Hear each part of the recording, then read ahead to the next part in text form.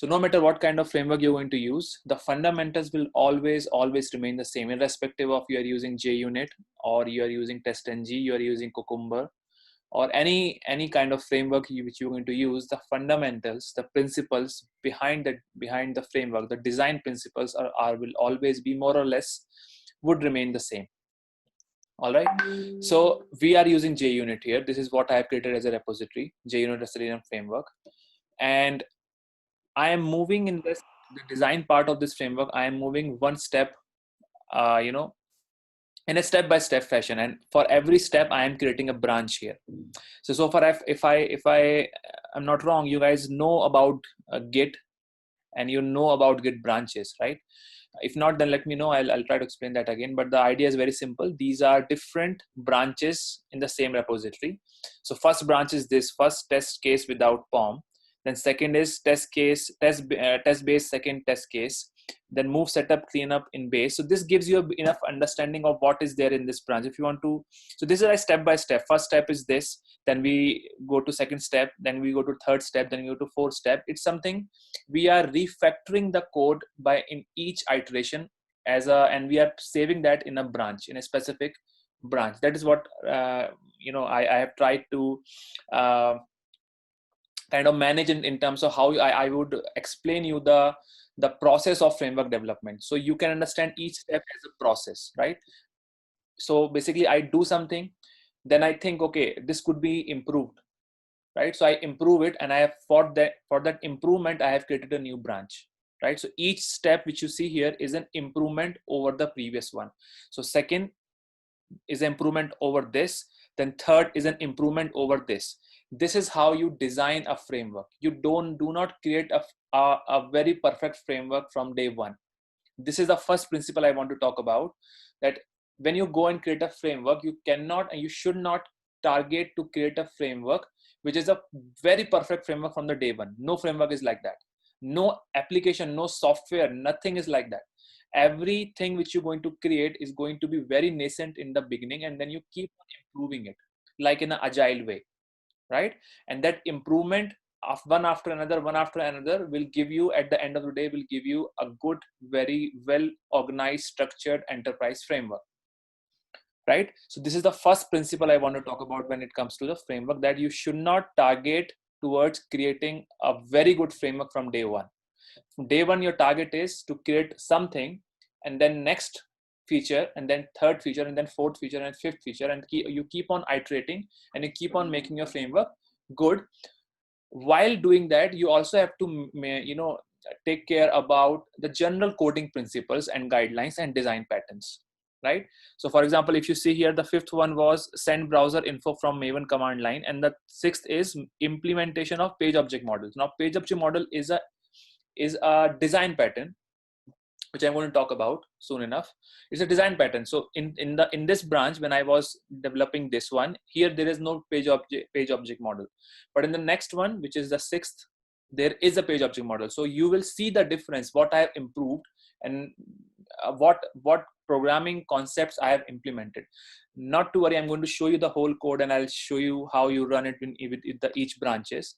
But just for your understanding, so that when you go after the session, when you want to look at how things are organized, you have to clone this repository, and you have to go from one branch to next branch and see how and what I have done to improve the code, which is kind of a better version of the previous code base. Okay, so this is master. Then from master we have first test case. So you don't have to worry about master. It's everything is organized in a branching manner here. And once we are done with the framework, everything is done, then we'll merge that to the master. So then master will always contain the final copy of the framework. And then before we go and merge things to the master, you will going to have these branches. You'll use these branches to make amendments, right? I have just made these branches so that you know how I am going from one step to the next step.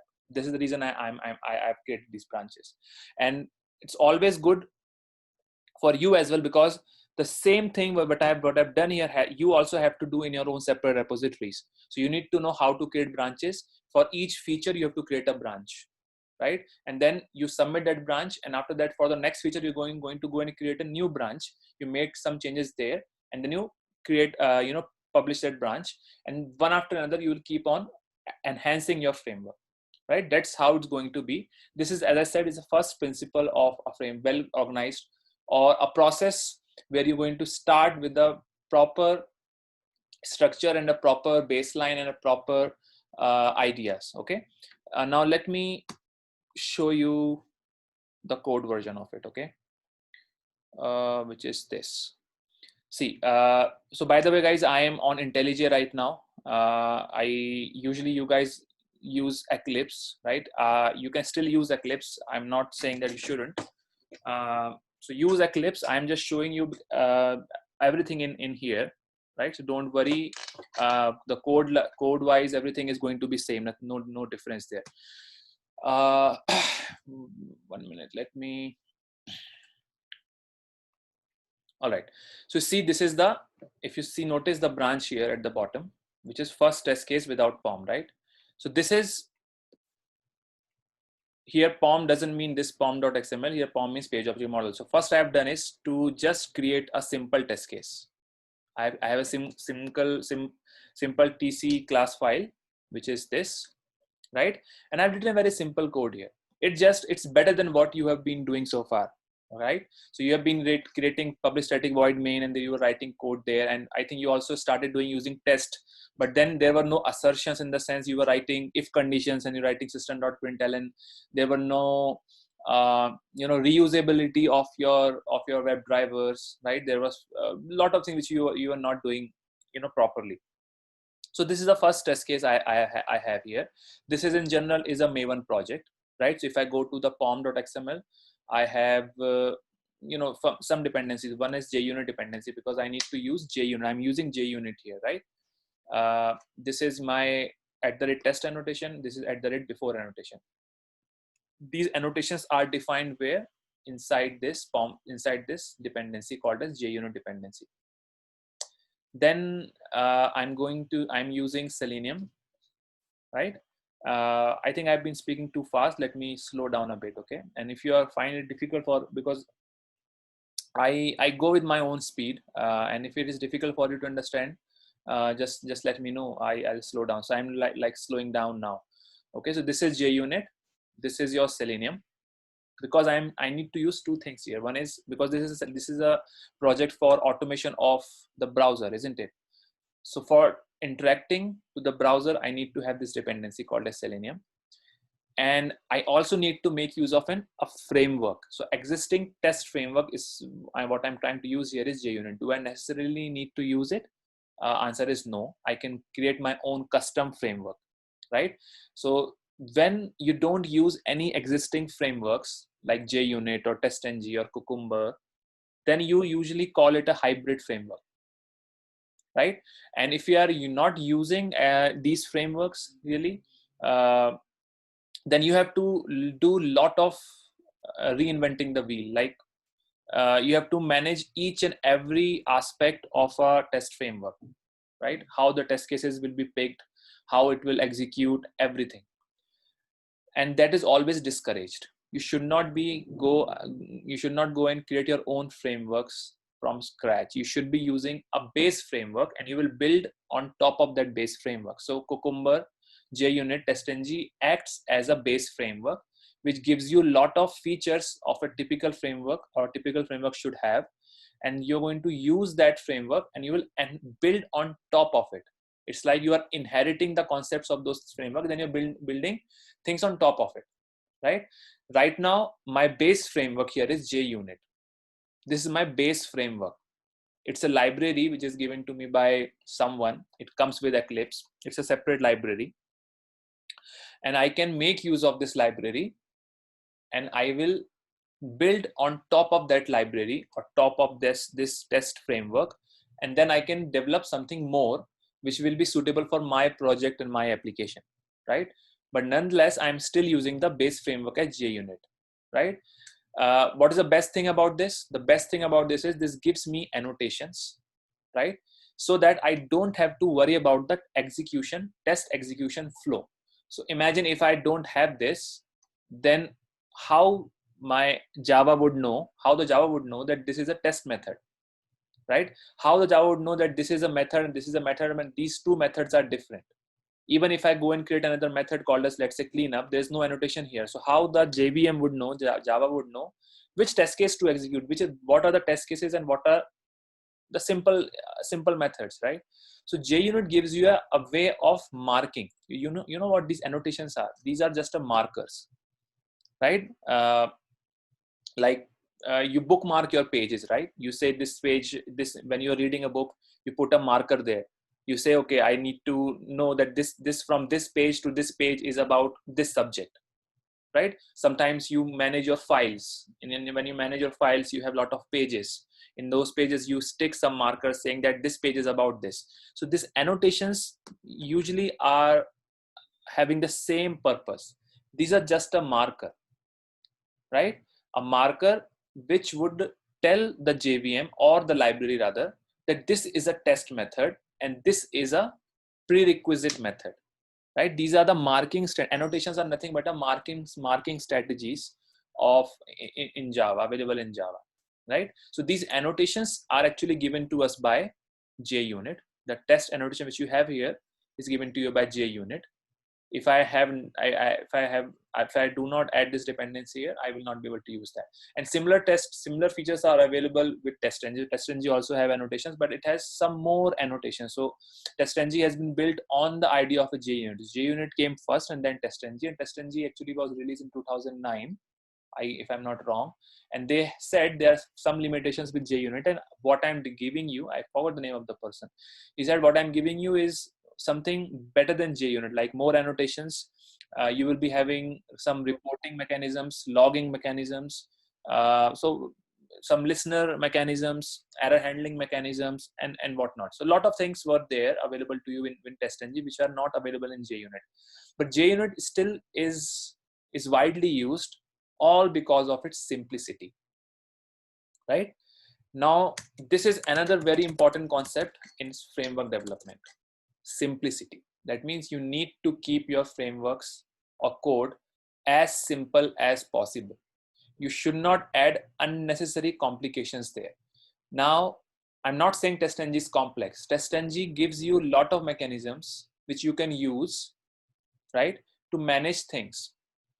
But sometimes people end up in making things more complex than simple. Now, JUnit, you cannot make things complex because the framework itself is very simple. So JUnit is based on a very simple principle that you have to keep things in as simple as possible. These are again a lot of principles available. If you go, you see there's a principle called as KISS, right? Keep it simple, stupid. That's a design principle. If you, I've talked about this, I think in some previous sessions. Maybe I'll just show you that again. So this is the first principle. Sometimes people tend to forget that what they're developing has to be very simple. Design principle, right? So this is a keep it simple, stupid is a design principle which states that design system should be as simple as possible. This is an official definition. This is something which people actually use when they design their softwares, right? And the same principle, this is the first guiding principle you should be using. You should not crave towards making things complex. Try to make things as simple as possible, and in each iteration you're going to improve on it, right? But that doesn't mean that you should be doing some stupid things which are against the coding standards. You should not be doing that. But you should not be using things which you think are complex for the person who are going to start working on your framework next, and he will find it difficult to understand. We don't want that situation to happen, right? So JUnit, why I'm saying all this is, don't underestimate the power of JUnit. That's all I'm saying, right? It's not that TestNG is better than JUnit. JUnit gives you all what you need. TestNG gives you some more things, of course, but JUnit is more than enough for you to start working on a framework which has, or start working on a project which has 100, 200, 500 test cases. It works smooth. All right. So it's just for the people who may be working in a company or project and who want to implement a framework. You can, if you are very confused what to start with, JUnit is your answer. Try doing this. Trying implementing this. Okay. Now, next is, let me explain what I've done here. So all I've done is I've created a test class file, right? And then I have written an instance variable called as WebDriver driver. Then the base URL is this. So originally I tried automating a website called as Travel Triangle. However, I'm not using it anymore in my next branches. It's just that the base URL I have defined at the top, because this is going to be used, and this should not be present inside the methods, test methods. So it's always good to fetch or pull the common information out of the methods. So I could have done it here also, right? This is how you guys usually do it, right? This is how you usually do it, but not advisable. Why? Again, a principle. Something which is common and static and constant, you should not put it inside a specific test methods. You have to pull it up, right? Pull it up means bring it at the top here. So that's what I've done here. So I'm using variables base URL and I'm putting it here, so that if next time I need to change the URL, I can only make those changes here, right? Then here we have expected. So it's just check website is working. That's all it is. Then driver.get base URL, expected is this, actual is this, and then I'm doing an assertion. So if you remember, I talked about how test case is organized. You have steps, you do something, and then eventually you have to validate something. That's called a checkpoint, or also called as assertions, isn't it? That's all it is. So this is my test case. Now to start with this test case, I have to have a browser open, right? So I am not, I'm not passing that initialization of the driver with the test case. I'm saying this driver initialization has to happen for all the tests. So I have moved it inside a method called a setup, and I've annotated with this @ before. The purpose of @ before is that it's going to execute every time I'm going to start, or sorry, the test case is going to be started before that, it's going to be executed every time. So if I have two test cases, for example, I have one test case here and I have next test case here, right? So first, when the execution will start, first it will say how many test cases are there. It will say, okay, there are two test cases. That means before it will execute this test case, it will execute this test case, sorry, this method. Then if I say after, now this after will be executed. This after will be executed after this test case is executed. So it's like this. First this will execute, then this will execute, then this will execute. This is the execution flow, right? Then again this will execute, then the next test case will execute, and then this test case will execute, right? So what really is happening, what JUnit is giving me here? JUnit is giving me an execution flow. All right, it is giving me execution flow, right? If you were using public static void main, or you are creating simple class files and methods, execution flow you have to design on your own. So this is the first advantage you will get when you use an established framework, that is you get an execution flow. Let it be JUnit, TestNG, or Cucumber for that matter. You will get in good execution flow, and you don't have to worry about how your test cases will be executed. And secondly, along with execution flow, you also get to configure what will be executed before and after your test cases. So this additional feature is also given to you by these frameworks. Execution flow and the prerequisites and cleanup activities are also given as a part of the libraries of these frameworks. It's true with all three: JUnit, TestNG, Cucumber. So right now it's test JUnit, but I'm putting this into contrast to all the frameworks. So what is similar in all the frameworks is that the frameworks manages your execution flow and your prerequisites and your cleanups. All right. Now this is all I have done here, right? This is the first test case I have created, but there is of course a scope of there's a scope of improvement, isn't it? There's a lot of things I can do, because right now I have only one test case here, so things are looking pretty much simple. And you might also say, why I have to need to use this? Public static void main is good enough for me. Yes, if you have a single test case, it is good enough, right? But it's not good when you have a lot of different test cases or tests. For example, in my project, I have at least 4,000 to 5,000 test cases, which we execute, almost on a daily basis, right? And 4,000 test cases take around 2.5 hours for us to be executed. If you do the way you are doing, you will, first of all, you will never reach 4,000 test cases because things will become so complex for you to manage. You won't even reach that state. And even if you, let's say, create 4,000 test cases, the failure rate will be so high in your project that every time you try to run your project, it will, at least 50% test cases will fail, not because of the application defect, but because of the bad programming or brittle test cases, right? Brittle test cases are the test cases, or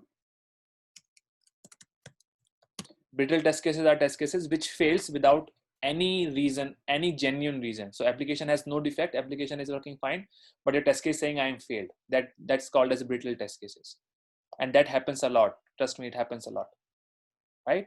So if you're not using a proper standard framework, you will end up having a very bad framework, and bad framework simply means your project will fail, your client will not give you money, and you all will lose your jobs, right? So that's the reason framework development is so important, right? Learning Selenium, like learning how to automate a web browser is one thing, all right? You can learn that, but how to develop a good framework with the right coding standards and practices, this is a completely different skill set, and that comes by experience, and that's what we really need to learn. That will make us a good automation. If you're not doing that, then you are simply a bad automation tester, basically. Okay, now let me move, guys. Are you following me? First of all, tell me this: are you following me, or you have any doubts? I have few chats. Okay, right. So I have a question in my chats. There is no limitation to write test cases. Can we write more test cases? Yes, you can write. So right now, as you see here, right now I have only 2 test cases, for example, right? But as I said, in an enterprise level project, you might be having 50 test cases per class file, and you might be having 100 such test class files. You never know. It depends on your how many test cases do you have. As I said, I have 4,000 test cases with me in my current project, right? So it just all I'm saying is, because this is a step 1 of how to design a framework, right? This whole activity is about designing framework, and I've established the fact in the very beginning that no framework is perfect in the day 1. You cannot do it, and you should not try to create a perfect framework in on your first day of designing a framework. That's why you see very simple standard 1 test case code here, right? And we need to learn how we will design a framework step by step. So I'm going to add more test cases to it, and then I'm going to solve more problems of this framework. So this is a standard framework designing activity which we are doing. Okay, so to answer your question, we can, of course, will have to add more test cases. But again, having said that, you should not target towards adding more test cases to your framework, and you already know that your framework is not ready, right? So I am creating test cases, and side by side I am evolving my framework. But I should not reach to a state where I have 1,000 test cases and I think my framework is still not fully established. You create test cases for your framework to know what are the challenges I'm going to face when I add more test cases. So the best approach is you create at least 10 to 20 test cases, and within that 10 to 20 test cases, you try to evolve your framework and try to make it perfect. Okay, because test case is something which you create on top of a framework, right? And your framework and test cases should not go side by side. I'm not sure if I mean, I doubt if I'm confusing you, but idea is very simple. There are 2 things happening here: framework development and test case development. Right now I'm doing test case development and framework development side by side, because in the beginning they have to be side by side, right? That's how you're going to know. The more test cases you add, the more understanding you're going to get what features you are missing in your framework, right? So these 2 activities usually go side by side, but not for long. So what you have to do is, within next 10 to 20 test cases which you're going to add to this framework, your framework should reach a proper perfect state. And then once it reaches that perfect state, Then you keep on adding more test cases on top of that framework. Then you say, okay, my test case, my framework is ready, I'm going to add more test cases, right? So this is what we are going to do here. We are going to add maximum of 10 test cases, and when we end up having 10 test cases in the framework, our framework will also be ready. All right, guys, this is what basically we're trying to do here. Now, enough said on this branch. Let me move on to the next branch. Okay, 1 minute. I will have to either 1 minute,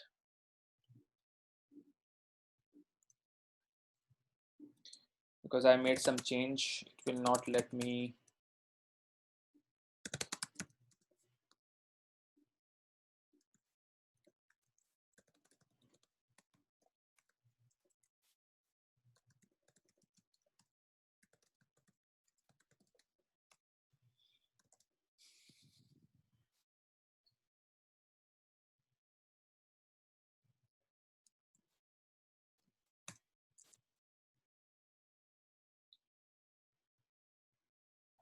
All right, now I'll go to the next branch. So this is, so I created this, and after that I said, okay, I need to do something, some more.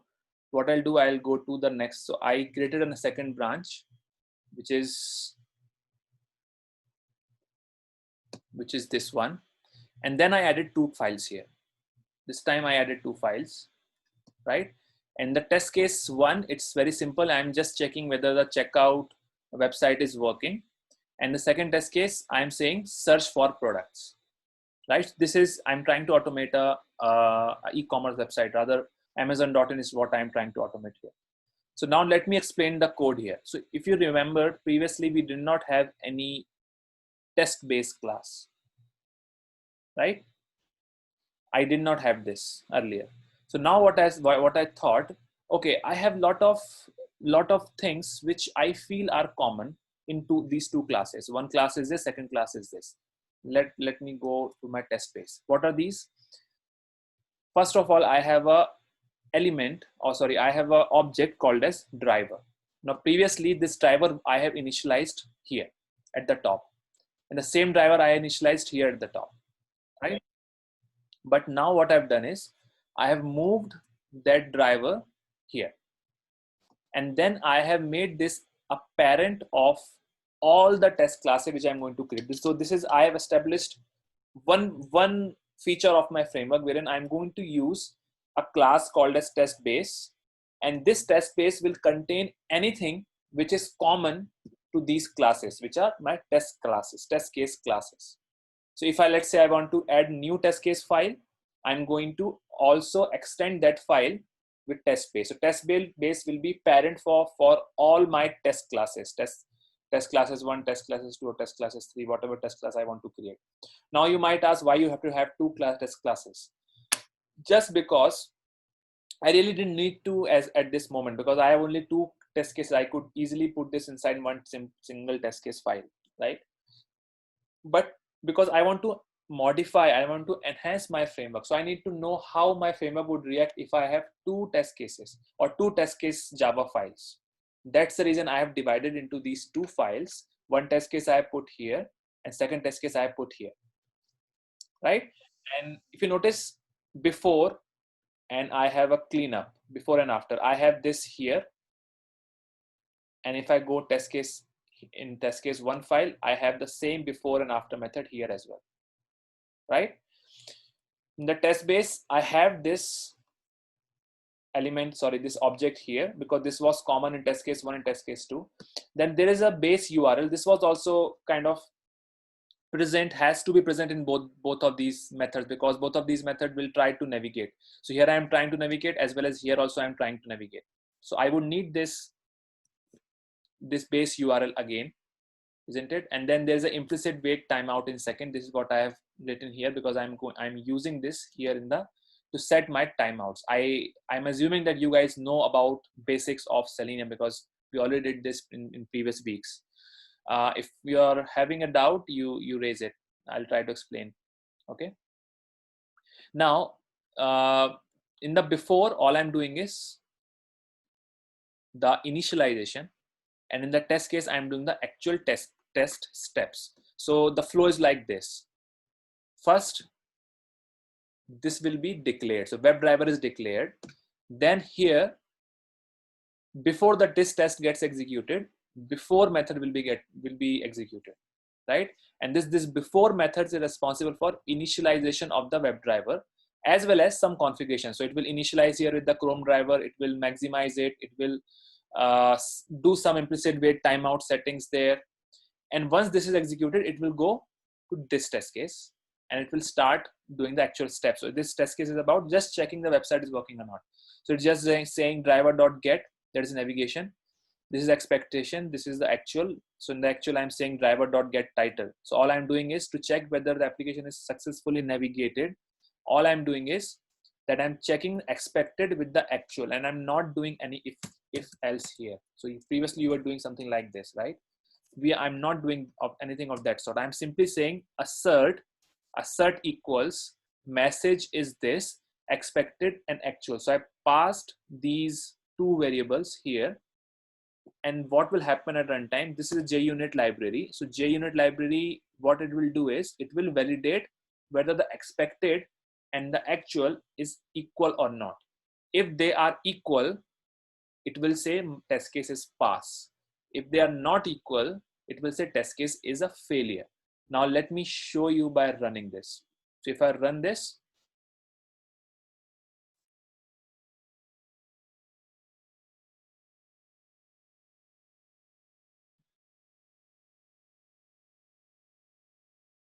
so that it will open the browser, it will just see, okay, it's open, and it will just close it. So now you see I am seeing test case as a pass, right? Now this was not available to you when you were using public static void main, right? This is the feature of test, and this is a feature of JUnit framework, and it is telling you whether test case is a pass. It will say from here, if it is not equal, it will fail. For example, I just changed the expected. Let's say I'm expecting this. I'm just introduced a bug in my test case. So now expected and actual will not be same. So when it will try to compare expected and actual, it will not appear to be similar. It will say the test case is a fail. Now it will say see test case fail. It will say it's not, they are not matching. Expected is this, actual is this. There's a difference. So that's the reason I'm failing. So here it's telling you difference as well, right? These features are available to you by JUnit framework. If you were not using JUnit framework or any framework, any existing framework, then all of this you have to create on your own. You will not get these features out of the box, right? Now, this is the first test case. Now this is the second test case, which is here. So here all I'm doing is same thing. Now when this test case gets executed, it will again do the same thing. And if it will go here, it will initialize it. And if you notice, the driver here is shared, right? So when I say extend test base and I'm saying protected, that means this driver is initialized, and now somehow it became part of test case 2. That means the driver which is defined in the test base is available here. So the same object I have shared across all the methods. Okay, so driver object is shared in this method. This is this object which you see here is nothing but what is present here. And the same driver, what's happened to this object here, gets transferred in this method. So the driver object is the same across all of your test methods present inside a single test case file. Now here, this test case file, now this will have different initialization, right? So this driver will be different, right? So idea is simple. This test base is the parent of test case 2. I'm sorry. Yeah, this test case 2, right? So this driver is actually shared in all of the methods present inside the same test case class files. This is the point I'm trying to make. And that's the reason I'm using the same driver here for initialization in this method. Then here it's the work is happening inside this test case, and then I'm cleaning it up here, right? Now let me just quickly walk you through what's happening here. So here it's again navigating. Then I'm saying expected and actual, and then I'm asserting. So first step, because this test case is about search for products, that means I want to search a product, right? But before I go and search for a product, I need to navigate first. and I need to validate whether that navigation is successful or not. So these are these steps. Now something to note here is this is something repeated happening here, because the same thing I am doing in the test case 1 as well, right? Same thing I'm doing here, and the same thing I'm doing here. This is not advisable at all. You should not have repeated code in your project, and this is an improvement point which we'll see later, right? It's just, this is how you really realize what is being reused, what is being repeated, what can be reused, what we can do. That's the reason you have to keep on adding more test cases, so that you know what can be reused and what could be pulled up, or how we're going to create more reusable methods. You get these clues and hints when you write some test cases, and that's the reason I'm creating my framework along with my test case development. This is just a strategy, and it's a very good strategy. You cannot just say, I'm going to create a framework separately and I'll spend 2-3 weeks on framework development, and then I'm going to start working on my test cases, right? That's a bad strategy in my opinion. You should not do that. You should create framework along with the test cases simultaneously. Having said that, you should not create too many test cases. So your framework evolution should happen faster than your test case development in the beginning, right? You should develop your framework in a more rapid manner than your test case development. Test case development should be slow. Your framework development should be faster. So your test case count should not go beyond 10 or 20. So within your 10 or 20 test cases development, your framework should be ready. This is what I'm trying to do. And you will notice this. So will each branches right now, I have only created till 6 here, where the last I have created is implementation of page object model, but I'm going to add more and more and more, and maybe by 20 or 25 count here, index here, you will get a very well organized framework, but then you will only have 10 test cases there, right? So you understand this principle. This is the principle I'm trying to explain you. When it comes to creation of a framework from scratch, when you go to a company and sometimes the company doesn't have any framework and they'll ask you to create a framework from scratch, this is the strategy you should adopt. Framework along with test cases. Framework development should be very fast and the test case development should be slow. So by the moment you create 20 test cases, 30 test cases, your framework should be ready with all the features it should have. And I'm going to talk about what good features you should have in your framework, in the coming days, not today specifically. All right. So here, let me just walk you through this one, this test case, and then I'll move on to the next, because I have to cover all the 6 branches here. So here, if you see, this is what I'm doing here. This is repeated, but for now, I'll keep it as it is.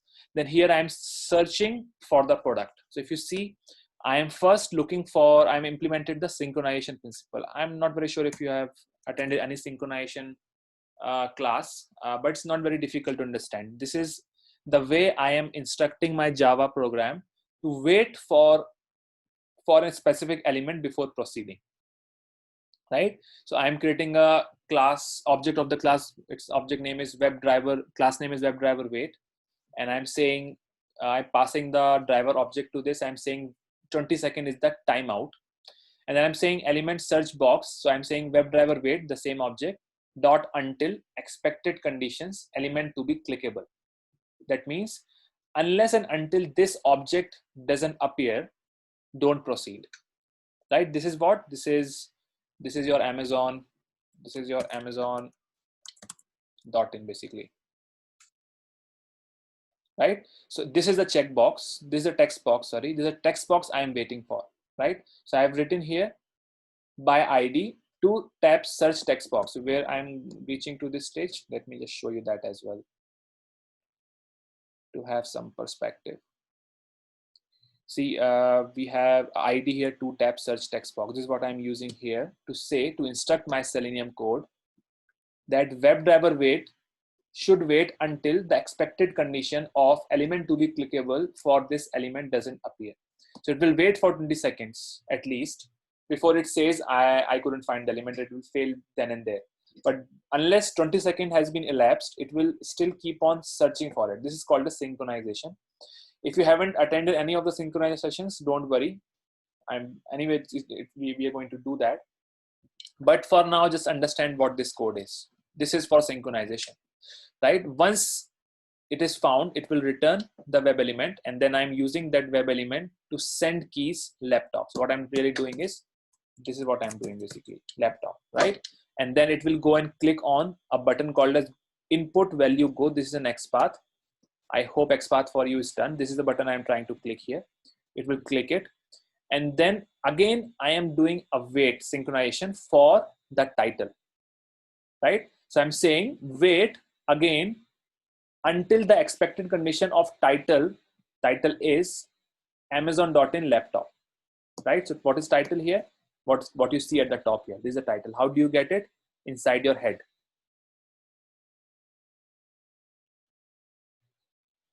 Oh, there you go. This one, right? So what you see here is what you see here, and this is what it fetches from the same location, right? And again, I'm doing an assertion, because without assertion, your test case is always incomplete. If I don't have this and something goes wrong, and the title is not appearing what it should, the test case will still say I'm pass, right? And that should not happen. Your test case should the last step of your test case should always have an assertion. That's for sure, right? So that's the reason I've written this assertion here, assert equals, and I'm saying expected is, actual is this, sorry, expected is this. Actually, I have made a mistake here. This should be here. This is where I should have an expected, and this is where I should have actual. So this is my expected, and this is my actual. All right. So this is how I have created a second branch. I said, okay, this is what my test kit should look like. Right? Any doubts so far, guys? Anything?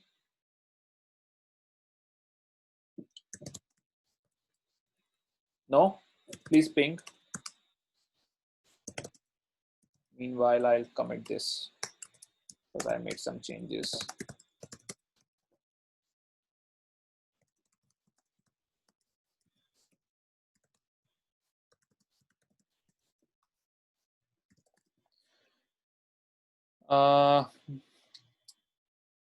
Guys, any questions so far?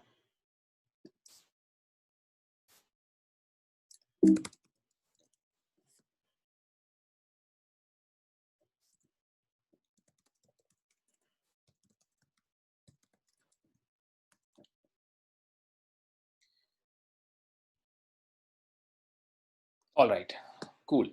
Now, let me show you this. Let me try to run this test case. All right, I will run this test case, but this time I'll not run the way I was running earlier. Right? Previously, how I was running, I was just right clicking on this and saying run.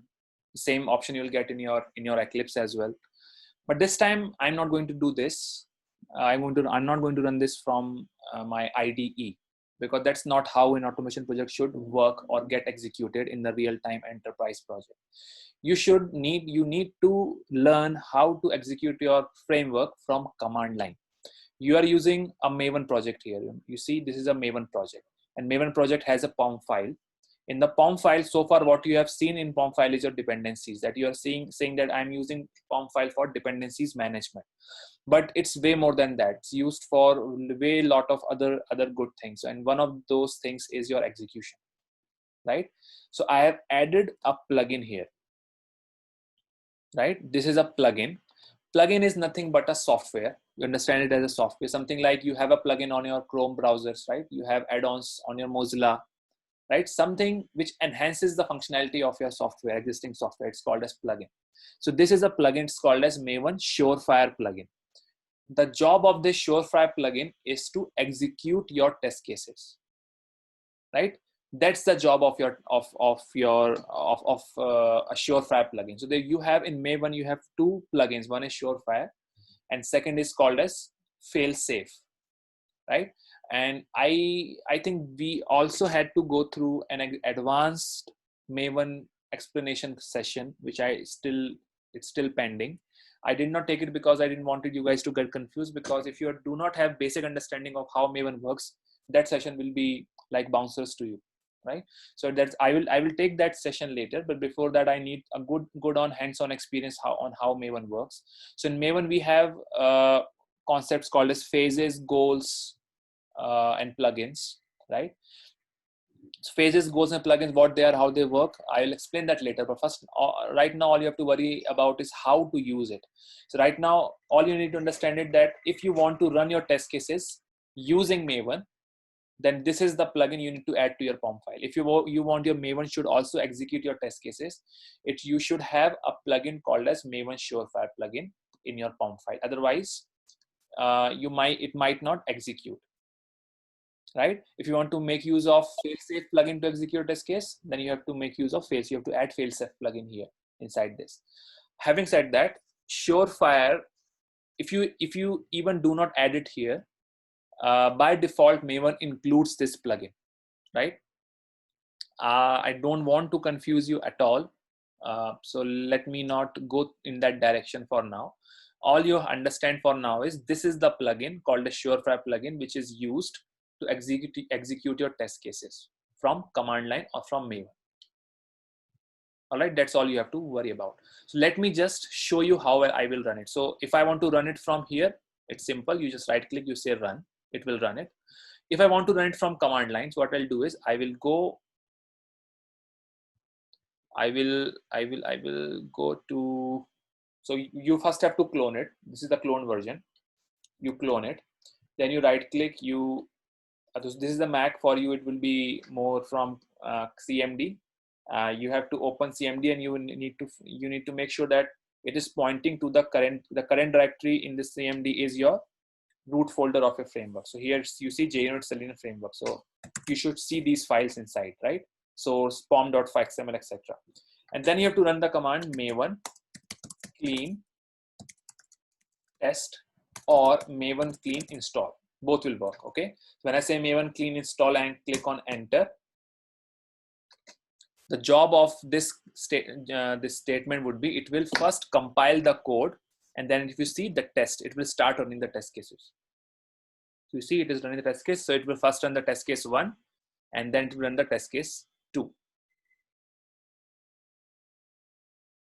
So it's saying test cases run failure 1. So one test case got failed and the second test case is passed. Why it failed? Because it's saying validation page title validation expected was this, actual was this. Remember we introduced a bug there. So it's, I think, because of that.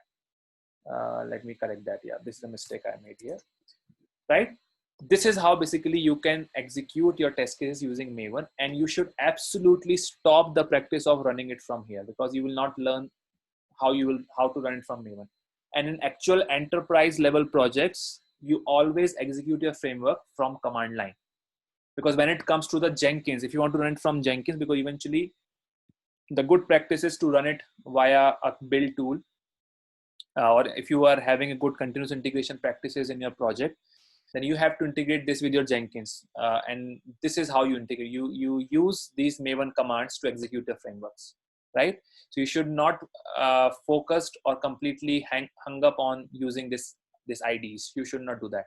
You should always be using Maven command line, right? And moving forward, I'm going to use this extensively. So you really need to pay more attention on how to run using Maven.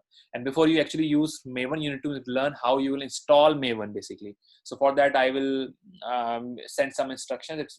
It's very simple how to install Maven in your system. Right now, so you did not do it because you were happy with using your IDE, and IDE Eclipse has Maven plugin with it. So you were doing it.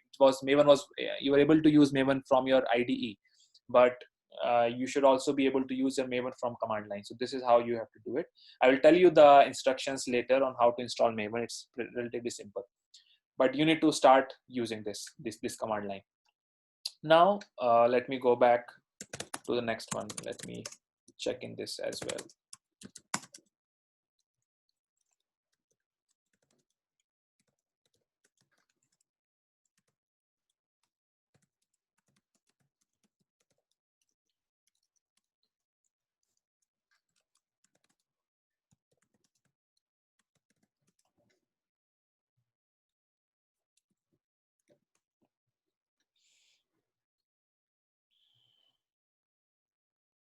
All right, now I'll move on to the third one, which is move setup cleanup in base. So if you remember here, I still see a lot of duplicacies, right? So one duplicacy I see here is that this code is repeated. I have it here as well as I have in the test case too. In both these classes, the same code is being repeated. I don't want it, right? This is duplicacy. Second duplicacy was this, but this is what is more worrying me when it comes to the framework, right? So what I've done in the next phase is I have moved the setup to the test base class.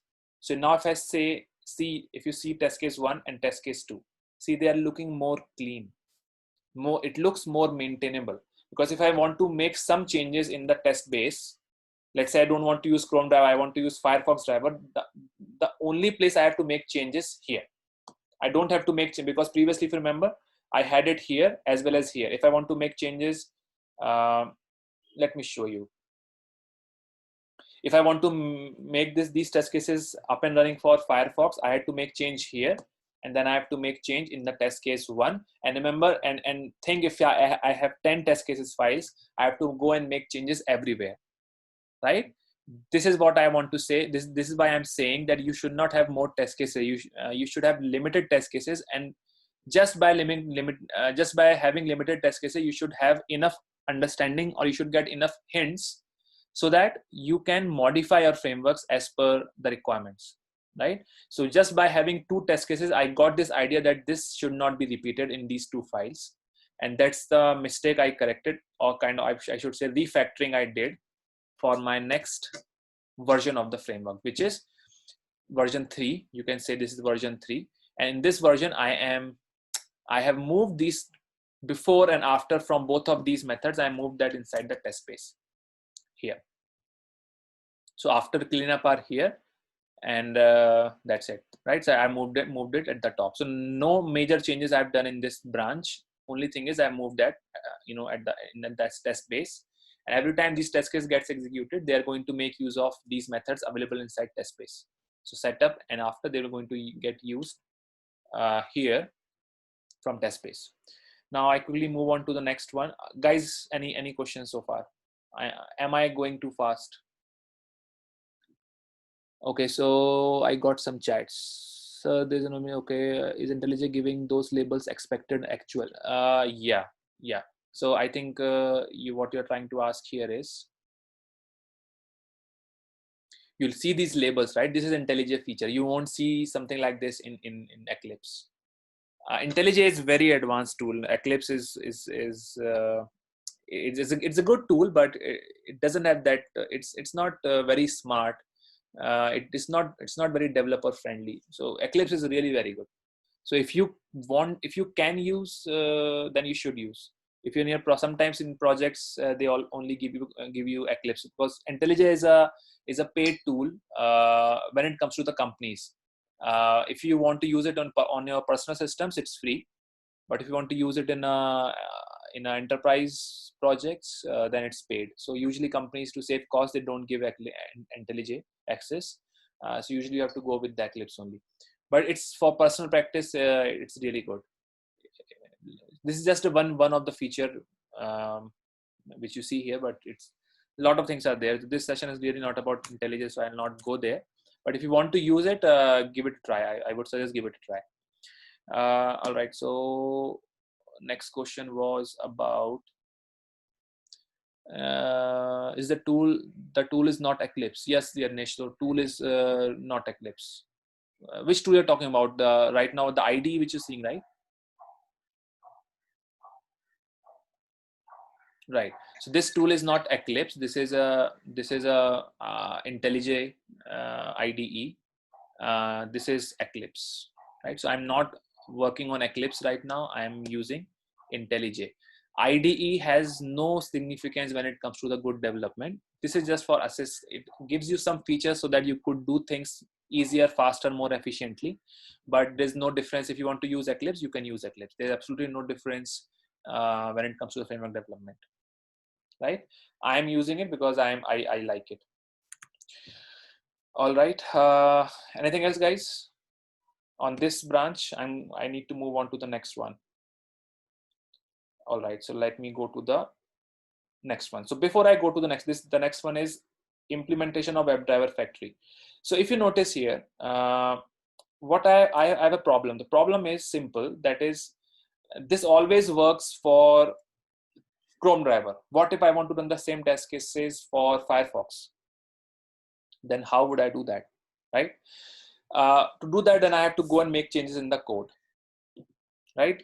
Which is not a very good thing to do, because this comes under customization. So your framework should be customizable, or parameterization has to be present in your framework, so that from outside, from just command line, you can instruct your framework to behave in a certain way, right? These information, this aspect of framework comes under configuration, right?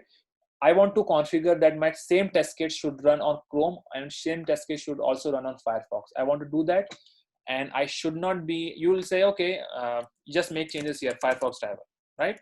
No, I don't want to do that. That's bad. Your code should not change. You should not modify your code based on your requirements, right?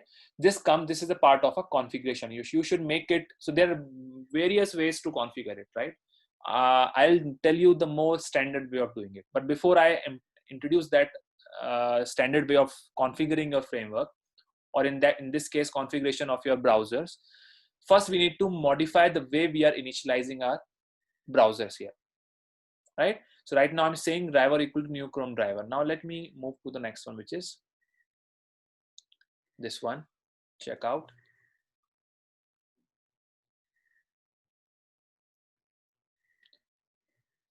Right, so if I go here, nothing is usually changed. Everything is same because driver I'm not initializing here. But if I go to the test base now, you see I have a method called as driver is equal to WebDriver factory dot get WebDriver for browser, and I'm passing here my browser in a string format, right? Let me show you. So I have in the core a class called as WebDriver factory. It's very simple implementation. If you see here, what really is happening inside this class is I have a method. It's called as get WebDriver for browser, and I'm passing the browser of my choice in the string format. And then I'm putting a switch condition here, and I'm saying if the browser is Chrome, then the driver should return new Chrome driver. If the browser is Firefox, then the driver of type WebDriver should have Firefox driver. And if I'm sending some ABCD here, some gibberish browser, which is not really what our framework is supposed to be executing on, then it will say no such browser is implemented, right? It will throw an exception. So remember, we learned the exception handling. We learned this throw. So we were thinking where you would use this, why you would throw an exception, right? This is where this is a use case for it, right? Because I want to tell the user, or I want my framework execution to fail if the user is sending a browser which I'm not configured to execute on, right? So in that case, I'm throwing the exception. I've also added in throws exception here, right? And if everything is fine, either Chrome driver or Firefox, then I'm writing these statements here. So these statements are also not repeated now.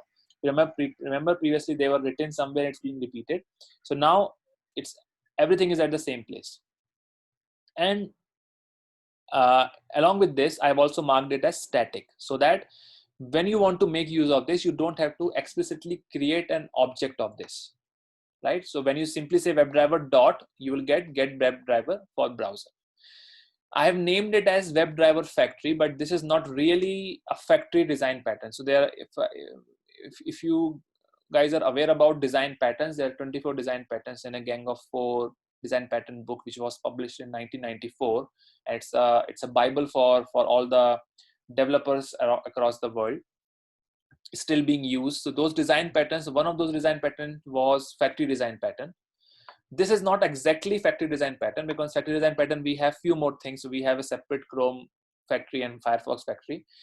This is just a very simple implementation of the how to create your driver, right? So I am right now trying to create an object of driver, right? Which previously I was doing it inside my test base class. I was writing new Chrome driver here, but now I have reduced it. I have moved that inside my WebDriver factory. The initialization part of this WebDriver, I have moved that inside this method, right? And all I'm doing is I'm passing Chrome or Mozilla inside this WebDriver browser here. And based on what I have passed here, it will return me, if this is Chrome, it will return me Chrome driver. If it is Firefox, it will return me Firefox. If it's nothing, then it will throw an exception. And if it is whatever it is, it will maximize it and it will set the timeout, and eventually it will return the driver. Where it will get returned? In the test space. So here I'm simply saying driver, WebDriver factory dot get WebDriver for browser Chrome. If the Chrome is written here, it will be initialized, the Chrome will be opened. If it is Firefox, the Firefox will be opened. And if there's an exception, if this throws an exception, I am catching it here, and then I am asserting a failure here. You see this? So I'm saying if there is an exception thrown by this get WebDriver for browser, then I will catch it here. I will print the error, and I will also fail my test case. If test case will fail, it will say browser is incorrect or something like that, right? So this is the WebDriver factory implementation. Now you would still ask, what's the use of this? Because it's the same, right? If I want to modify, I want to run this on Firefox, I will just have to make changes here. But still I have to go and make changes in the code, irrespective of whether it's a string or it's an object. But still, nonetheless, I have to make a change here, right? Yes, that is really not the solution of our original problem of configuration, of configuring your browser, but this is still a step in that direction. If you don't do this, then the next thing which you could do in order to configure a browser in a more proper, efficient command line manner, this is just you consider it as a first step towards that direction. The next step is what I'm going to explain. What I'm going to what I'm going to explain in the next branch, called as 5 send browser info from Maven command line. So I want to send this information of the browser from the command line. So all I want to do is this. I want to say Maven clean install. If I'm not saying anything, it will run it on Chrome. If I'm saying Maven clean install, I'll say -d browser is equal to Chrome. Then it should run on Chrome. When I say -d Firefox, it will run on Firefox. This is what I want to achieve. Right now, it's not possible. Right now, if I just run it, it will always run on Chrome. Want to run in Firefox, I have to go and make changes in the framework, and then it will run on Firefox. I want to avoid that framework changes, right? So I'll go to the 5th one. Now, check out. So test case 2 remains the same. Test case 1 remains the same. Test space, I have a special one more method. It's called as get browser name. It's a private because I don't want this to be used outside this test space class. So this is private. Then I have a variable called as browser default. It's called as Chrome. That means if nothing is sent, run it on Chrome. Then I'm saying if browser sent from command, how? System.getProperty browser. So the idea here is when you say something like this, when you say Maven clean install, this is the Maven command. When you say -d, this is nothing but a virtual machine argument.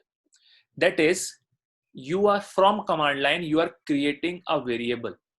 So when I say browser, you have actually created a variable whose value should be something. I'll say Firefox in this case, for example. So when I run this command, what will happen at runtime? In the virtual machine environment, which is here, there will be a variable created called as browser, right? And to get access of that variable, you will say system.getProperty browser. And this is equal to what? This is equal to Firefox. So this, if the value of this is Firefox, so this variable will contain Firefox after you execute this statement. If you say Safari, then at runtime, the value of this would become Safari. right?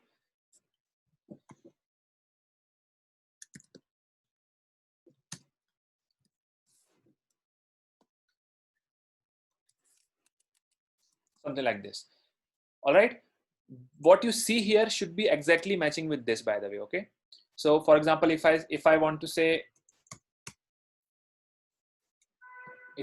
browser info, that means I want to access a variable called as browser info. The same thing you have to send from here. Okay. So browser info, right? Browser info is Firefox. So what will happen? This will be fetched. The value of this will be Firefox, and runtime, the value of this variable would be Firefox. And this is just a way of, it's not really a Maven way. Okay, it's not Maven command, it's a Java command. This is how Java, in Java you can send a value from outside to the inside of your program, right? This is just an argument passing. You want to send the variable whose name is browser info, and you want to send the value of the variable as Firefox, and this is how you're going to access that variable, right? This is just a variable passing. You use -d to indicate that this is this is an argument, right? This is the key value. This is the key. Browser info is the key. Firefox is the value. You mention the key here, and you will get the value, and it will get saved here. As simple as that. Makes sense, guys? This could be a little bit complicated to understand in the beginning. This might, I'm not saying for all this is the case, but for a few of you, this might be a little bit tricky. How? Okay, I got a question. How did you bypass system reservability? Okay. All right, I'll tell that. I'll tell that side. See, so before I move on to that, any question on this, guys? Do you guys understand what really is happening here? System.get property browser, right? Then I'm simply saying, if this is really this is not right, it has to be double equal to null. So if this is double equal to null, that means if nothing is sent from outside, because we want to make our framework perfect, right? If I'm not sending anything, my framework should not say I don't have a browser, right? So I'm saying browser default. So if nothing is sent, that means browser end comment is null. Then return the browser default. Let me return the Chrome. Else, whatever is sent, return that in a string format, right? So in this case, it will return where? Here. So in the setup, I have said string browser get browser name. That is, I'm calling this browser, this method, and this method will do in turn. This will do system.get property. It will see if something is sent from outside or not. If not, that will use send return Chrome. And if something is sent from the command line, it will say, it will use that browser, and then it will pass that information to this method, right? So previously, if you remember, we were hard coding Chrome here, right? Now we are not hard coding it. We are simply configured it. So now if I want to execute this from outside, or rather configure it from outside, all I have to do is I will just send it from here. So Chrome, sorry, I'll say -d browser Chrome, then it will run on the Chrome browser, because this information has been passed from Maven command line. See, it will run on Chrome. Test case 1 as well as test case 2, it will execute on Chrome.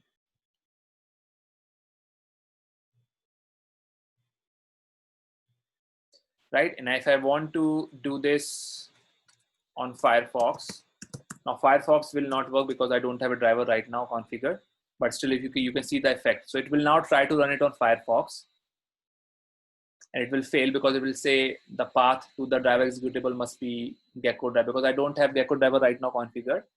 But you can see the difference that previously it was trying to run it on Chrome, and just by making a change in the command prompt, just by doing this, I can now have an opportunity to run my framework on different browser, right? This is the configuration part. This is how I have made the configuration, and this is the implementation of it. Any questions on this so far, guys? All right, so I have a question: how to install Maven on PC? That we'll talk about. But before that, to Sai, the thing is, for your question, the thing is, if you place your Chrome driver here, that is the root folder. So this is the root folder. If you place your driver here, you don't have to configure. You don't have to configure it when you initialize it. So if you see, I'm not doing it anywhere. I'm not doing it anywhere in my code. So first of all, when you run your Selenium code, it will first try to locate the WebDriver present here. If it is not able to find it here, then you have to, and you're placing it somewhere else, then you have to write system.set property and all. And that is considered a bad practice, because that way you are hard coding a system path in your framework, because this framework is going to be used by many people. So you cannot afford to have any hard coded path which is representing a single machine, right? Because that's what you do when you do system.set property. So ideally, you should not have that practice of putting in hard-coded path in your framework, which is used by many people. So that would lead to problems. That's a bad practice. Having said that, that doesn't mean people don't do it. People do it very often. And it's not a good practice. All right. Then Yadnesh, how to install Maven on PC? I'll send some instructions. Rather, Sarang will also send some instructions. It's a pretty much simple directive how to do that. All you have to do is to go to Apache Maven. You have to download a zip file from there, and you have to configure it in your environment variables. It's simple. We'll send you the instructions. All right, guys. Now this is it. 1 minute. I had one more topic to cover called as page object model.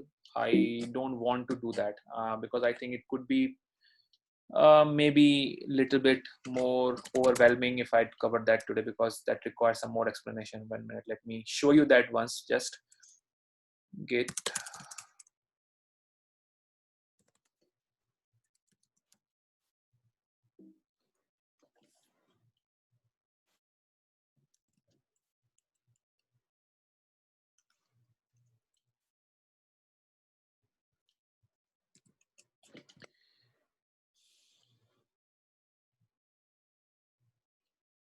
All right, so let me just show you. So just one last thing. I'll do it quickly, and I'll revise that again in the next session.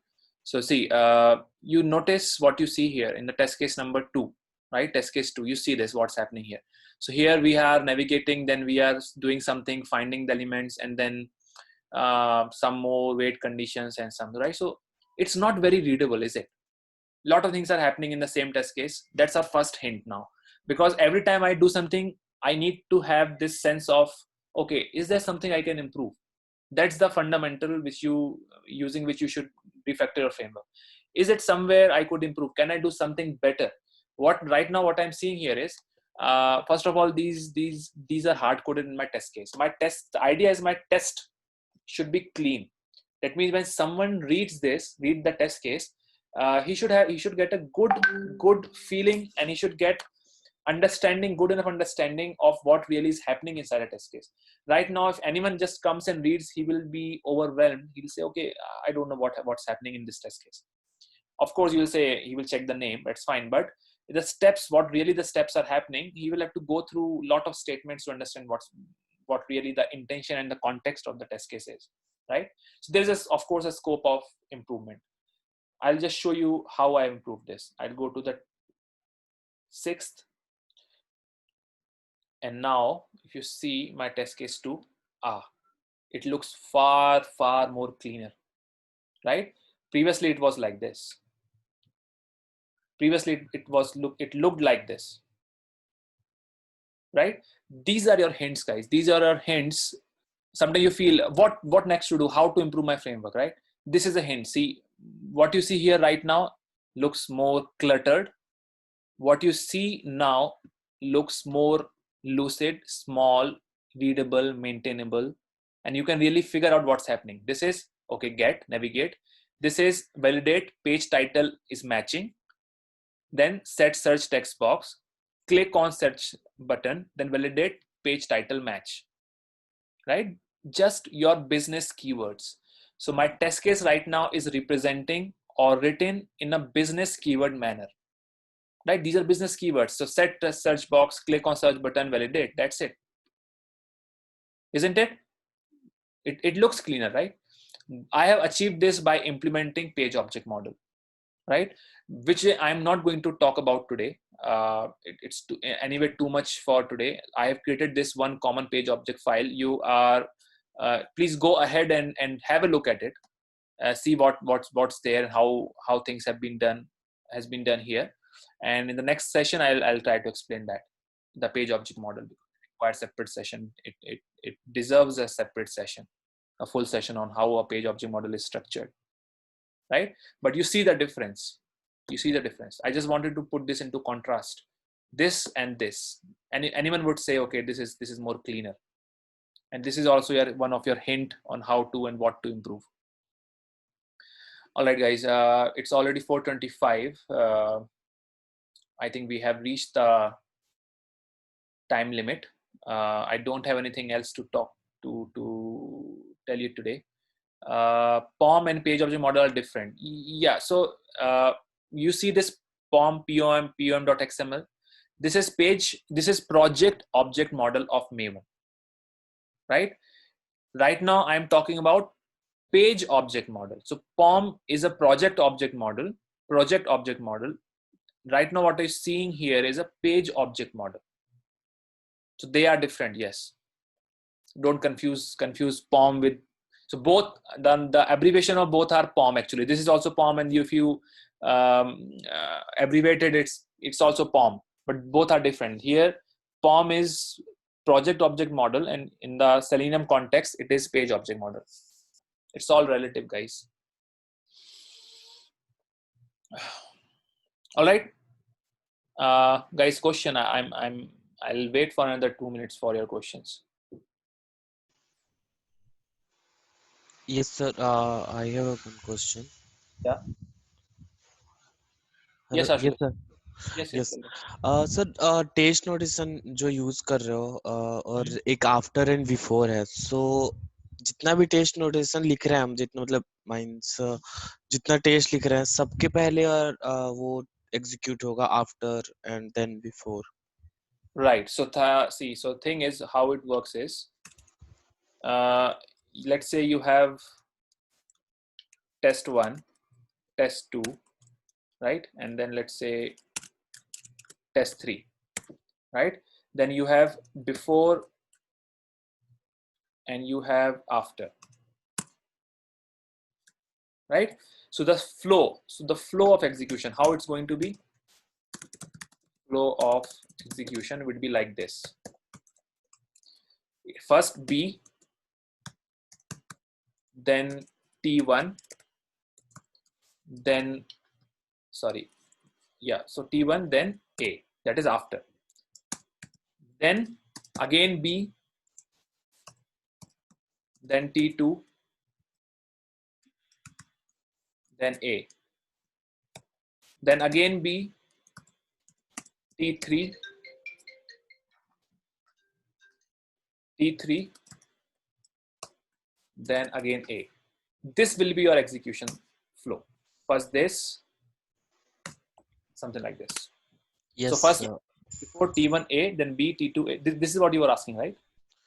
Yes and also sir कि अगर T1 T2 T3 T4 ऐसे करके है और मुझे सिर्फ required है T1 and T3 पे, मुझे T2 और T4 के पहले ये दोनों नहीं चाहिए then.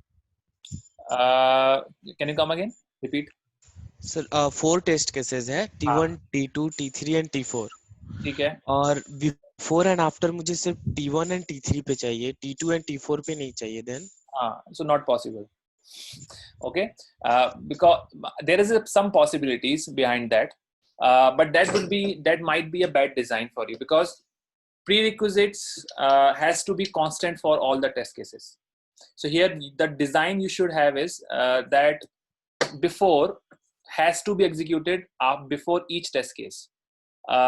You can choose to do that. So there are few limitations of JUnit. In JUnit, बहुत सारी चीजें हो सकता है आपको exactly वैसी ना दिखे, right? You will feel restricted, but in TestNG you can do that. What you're saying is definitely possible in TestNG, but it's not possible really very. It's not possible in JUnit right now, that you can choose that I want to run before for some and not for few. It's not really possible. But when it comes to a TestNG, then you can really choose these things, that before will be executed only after or before of a specific test case. JUnit is not possible, right? Lekin, having said that, that will always be a bad design, because you were losing a sense of uniformity, right? Uniformity is also a very important trait of a good framework. Your framework should be uniform, so all your test case should behave and must behave the same manner. Otherwise you are somehow introducing unnecessary complexity. These are just the pitfalls, guys. Sometimes you feel मुझे ऐसा करना है, ऐसा करने से कुछ important आपका problem statement solve हो जाएगा specific test case के लिए, maybe, but you are destroying the uniformity. For the sake of achieving something smaller, you are destroying a bigger aspect of a framework called as uniformity, right? So if you are creating a test case, your test cases structurally should be very similar. The flow of execution should be very similar. Otherwise, later on it will be a lot of difficulty for the people who are going to use your framework. Okay, Ashutosh? Yeah, did I convince you?